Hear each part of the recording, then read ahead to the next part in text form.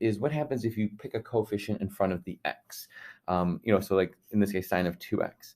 So when that coefficient's there, that's really affecting the frequency. Our graph, our waves are going to happen twice as fast. And so if you have a physics background or science background, or just remember this from last year, that there's an inverse relationship between frequency and fundamental wavelength.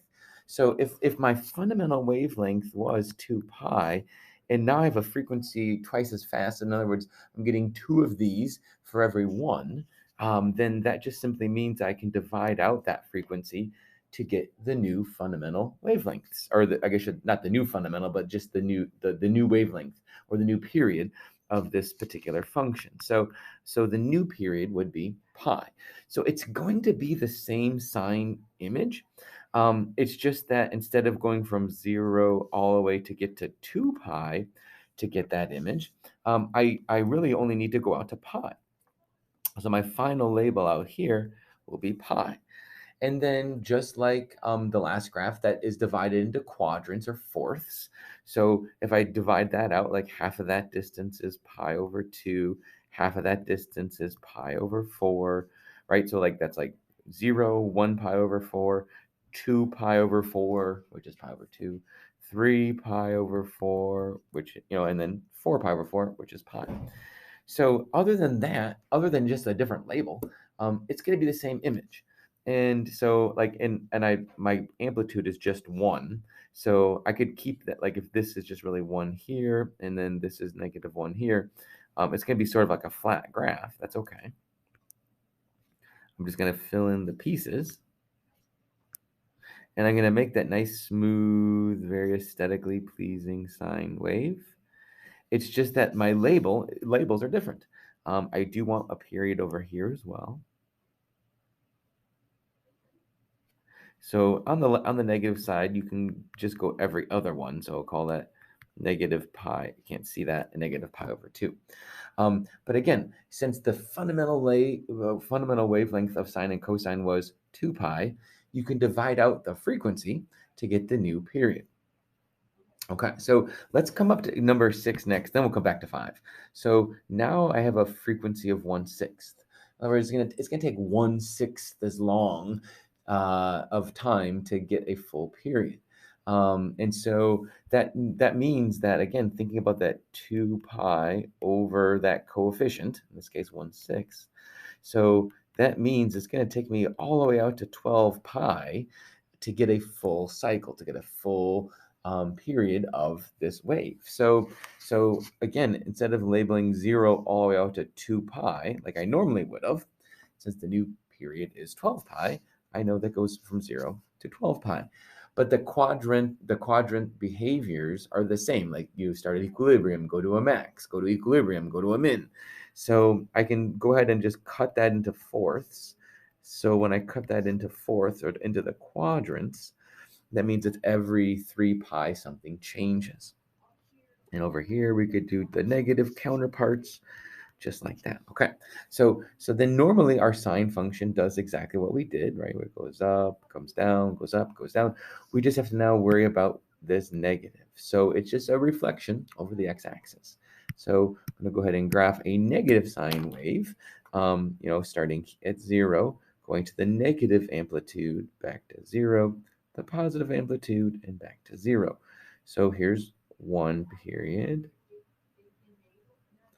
And then I could do the same thing over here. Positive, 0, negative, 0. So doing our sine wave just like that. Okay, so we jump back to example 5, and our frequency is pi over 2. And that's sort of an awkward, very irrational frequency. But it actually helps us get a nice period, because 2 pi over 2, so we divide out that frequency, like that actually, if you multiply by the reciprocal, and I'll show that here just so we can see, so it actually becomes 2 pi times the reciprocal, 2 over pi, right? Because when you divide by a fraction, you multiply by the reciprocal. So the pi's actually cancel, and you get 4. So it becomes a really nice new period, or a new wavelength, a wavelength of 4. So it's still going to be the cosine shape, but my labels now will run 0 to 4, which means the halfway point is 2, the quarter point is 1, that point is 3. And again, cosine starts at the positive amplitude, then goes to 0, then goes to the negative amplitude, then goes to 0, then goes back up to the positive amplitude. So this cosine wave is going to look something like that. And again, we should also label the negative side. You can go every other label and coming down and coming back up. So again, I would like two fundamental or two periods of each of the functions. Okay. So now if we look at the next example, there's a lot going on in this one, right? And so if I think about, let me zoom this up here. So what's happening? Let's kind of dissect this.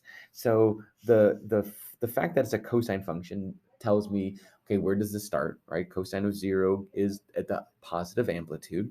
And because there's a coefficient of 3, I know my amplitude is 3. So instead of starting at 1 as the highest value, I'm actually going to start at 3. And what I would say is let's just focus on the coefficient here.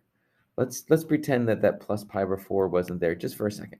Let's say we were looking at this and just saying, well, what if it were y equals 3 cosine of 2 pi x? Okay. So kind of seeing from the last example, a coefficient of 2 pi, well, that is my new frequency. And 2 pi as a frequency is kind of awkward, but when you take that frequency and divide it out from the fundamental length of 2 pi, so 2 pi over 2 pi, that'll give us our new wavelength. Our new wavelength is 1. So now I have this cosine graph that has a wavelength of 1. That's my final marking spot. And half of that is half, and half of that is a fourth. So I have new quadrantal values, but it's still the same cosine image. So we're starting at 3 because the amplitude was 3. Then we go to the 0, then we go to the negative 3, then we go to the 0, then we go back up to the 3. So we get our cosine wave here. Try to make it as smooth as possible. Okay, we have the amplitude or the a period over on this side as well. All right, so okay, again, sound effects optional. Trying to get that curve in. There we go. Okay. So, and again, this would be like -1/2 and then -1.